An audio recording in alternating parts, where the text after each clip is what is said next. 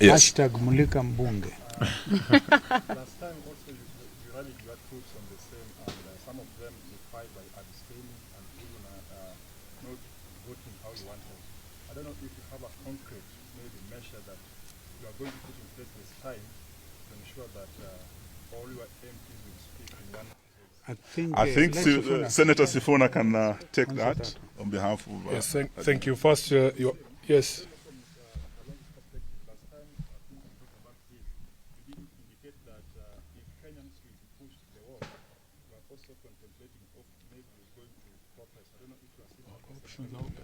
Okay. Yeah. Can I take those then? You can ask the next ones, please. Now, Your Excellency, first as SG of ODM, I want to confirm that we did receive communication from the Azimio Council directing that we write to each individual member of parliament in our respective parties. I want to confirm that I have dispatched 86 letters to the 86 members of the National Assembly elected on ODM, and I'm sure my counterparts in the other affiliate parties are doing the same, communicating the directive from the Council of Azimio that in fact all members of the National Assembly are to suspend any planned trips or any activities that would see them out of Nairobi for the duration of the consideration of the Finance Bill 2024, and that means from the date of tabling on Tuesday next week until a vote is taken. Now, last year, Your Excellency, you do remember that the coalition gave a position similar to the one that has been given this year again. Your Excellency, you will remember that we in ODM did undertake disciplinary proceedings against members of the party who either absconded or voted against the position of the coalition. But one of the problems that we are hoping to cure with the NADCO bills, Your Excellency, is that immediately political parties initiate disciplinary proceedings against their members. They run to court and obtain court orders that then tie the hands of the political parties in terms of what they can do. So the biggest solution, in fact, Kenyans don't realize how powerful they are. We are getting feedback from members of the National Assembly from ODM that they can hear Kenyans. Kenyans are able to reach those members of the National Assembly. And this is the biggest tool that you have as a Kenyan, somebody who has a vote. The regime does not fear SIFUNA or any of us here. The regime fears the mwananchi, calling them directly to tell them that chuma chako ki motoni, the way that my brother Eugene has said. The ultimate power is with the mwananchi. If you repeatedly violate the interest of the mwananchi, you must answer to the mwananchi. And lastly, Your Excellency, you know, one of the economic advisors has invited us that he doesn't think that digital activism leads to anything, despite the fact that when the regime was harassing him last time, digital activism secured the release of David Ndii from police custody. Now he has invited us to be a little bit more touchy, if I may, hands-on. Yes, he has invited us to be a bit hands-on, because he says politics is a contact sport. We have already established that he worships at Our Lady of the Rosary in Roslyn. So we'll be joining him for Sunday Mass there, so that we are able to have contact with him and explain to him that we are unhappy with some of the policies that is promoting in this government. Thank you. Well done. I think he has actually answered. He's answered that bit. This digital activism is proving very effective. We will review our position as we go along. Yes. Yeah. Yeah, maybe the last one.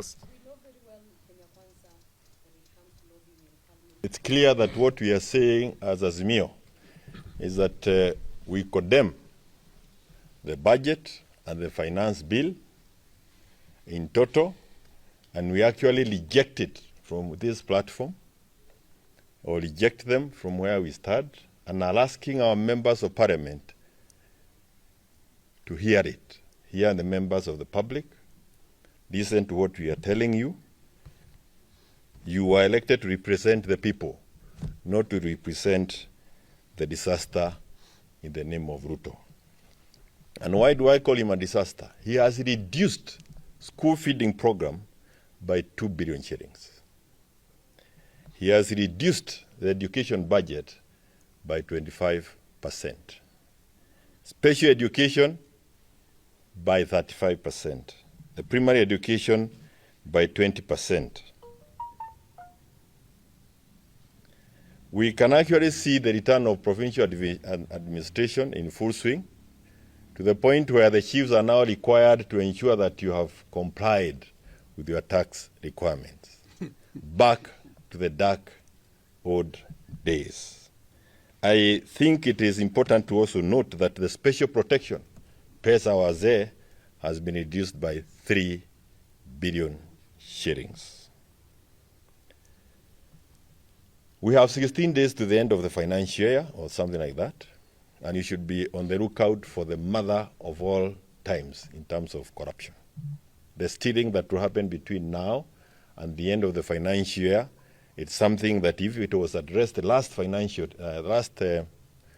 when you were budgeting and leading the finance bill, the burden that we have already gone through will not have been occasioned on Kenyans. Why? Because there are very many of the votes that have not been exhausted, and they will be doing everything else, including buying of shoes and belts, to ensure that they exhaust that money. His Excellency has mentioned about our former president. And I think what he was saying, in short, what I heard, is that in the last financial year, his office had been allocated something like 600 million shillings. Throughout that period, he had only received 28 million shillings. The balance had also been spent. And alikuwa nauliza, nani alikula? Wakenya waabiwe na waache kuabiwa kwamba alipatiwa. And why you need a committee to answer such a simple question, it actually helps you to know that mwizi must be part of that committee, or one constituting the committee. And I want to say this, nimalize na kusema ya kwamba this double speak, wale ambao wako na magari msome vizuri. Dungu jana amesema, if you look at what he led and presented, there is no capping on the motor vehicle tax. In his presentation, there is no capping. Ni ingine tulikuwa tunasukushwa hapa wa Kenya is what was given a cap of 100,000. So you start working on the cost of your vehicle, or the value of your vehicle, and know the corresponding amount of money that you need to pay on an annual basis. I think it is not useful anymore, perhaps to own a car. But I conclude by saying this. Look at the way they abandoned all the improvement on the transport sector, public transport sector. If that had been achieved, many people would choose to use the public transport and avoid buying cars. So you abandon one way and you kill us through the other way. We have a disaster budget, a disaster finance bill, and a disaster regime. Wakenya, let us send these guys home. Let them be a one-term regime. Na wale ambao wanafikiria ya kwamba utakaa kwa hiyo chimo ya ukora na uanze kusanya watu ati wakufuate ukiwa kwa hiyo chimo ya ukora, kwenda ukadanganya watu huko kwa village ama pahali ingine. We are not going to be fooled again. And again, I want to repeat this. Don't think that when you apologize and say all the other things you are saying, we are going to follow you kwa hiyo chimo ya wizi. We are not going to be part of that. This is the alternative, and you are working on it. I thank you. Thank you. Hi, Dorito. Thank you. I think I'll only emphasize 3 points. The first is this question of budgeted corruption and the way in which it morphs. First, it is in the nature explained by the Honorable Kioni and the spokesperson for the fourth president, that you put figures in a vote, inflate them, or you don't disburse to the rightful person. I think you saw this previously, the controller of budget on record explaining to Kenyans that when you look at the amount put in the vote had used to pay her, you will see an amount that is several times what her annual salary is. The question is, have you another person who is also controller of budget? And that's what you're seeing. You put a figure in the benefits package of the retired president, then you don't disburse, and you wonder who then is there. The other way budgeted corruption is, of course, you make provisions that outrightly, if you examine them, you could see something is amiss. As His Excellency explained to you, the National Treasury has a very interesting development vote called strategic responses to public initiatives. What is that vote?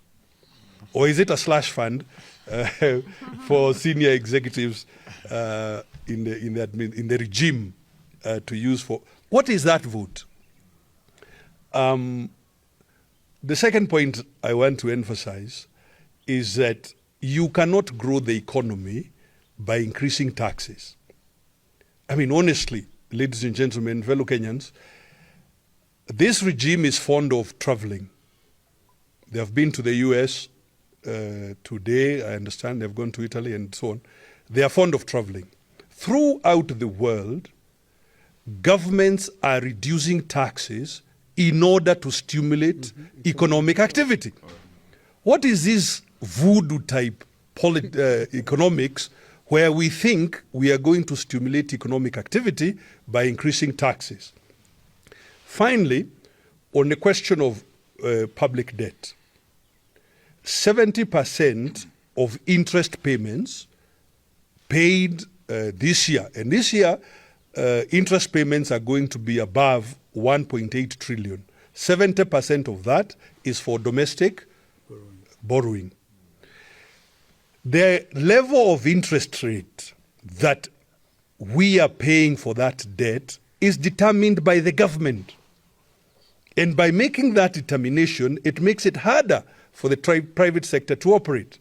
Again, I ask, what is this voodoo type economics that makes them believe that private sector can afford to pay 30% for credit? Where really is that possible? Finally, to wade perhaps in an unfamiliar territory, some of people there in this regime advising them that, you know, politics is a contact sport. Well, perhaps I should urge Kenyans, well, let us take it up. Correct. Na tuwasalimie, mukiwaona mahali popote muwasalimie in the manner that they want you to salimia them. I thank you. Yeah, mutaenda kanisa na wao. Asante. Nafikiri watu wote wameongea Kizungu, nijaribu Kiswahili kidogo. Na kwanza kushukuru wale wabunge 88 ambao walipinga mswada wa mwaka jana, Finance Bill 2023. Kuna wale 176 walisema yes, na ndio sababu kila kitu kilipanda kutoka bottom kwenda juu, sababu ya ushuru. Masuala haya tuliyazungumzia kule kwenye maandamano, kwenye mahakama, na tukayazungumzia kule kwenye Bomas.